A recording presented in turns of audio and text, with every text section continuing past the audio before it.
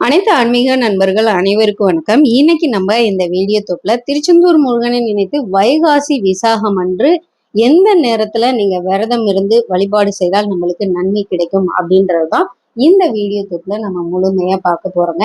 ஏன்னா எப்பொழுதுமே பாத்தீங்கன்னா ஒவ்வொரு நாளுமே முருகப்பெருமான நம்ம தரிசனம் செய்யறதுக்கு அதி சக்தி வாய்ந்த நாள் தான். ஆனா விசாக நட்சத்திரம் வர்ற நாள் அன்னைக்கு முருகப்பெருமான, அதுவும் வைகாசி நட்சத்திரம், ஏன்னா இப்ப பாத்தீங்கன்னா ரொம்ப ரொம்ப சக்தி வாய்ந்த நாள் அன்று நம்ம வழிபாடு செய்யல நம்ம எந்த ஒரு வேண்டுதலா இருந்தாலும் அது இரட்டிப்பு பலன் தரும்.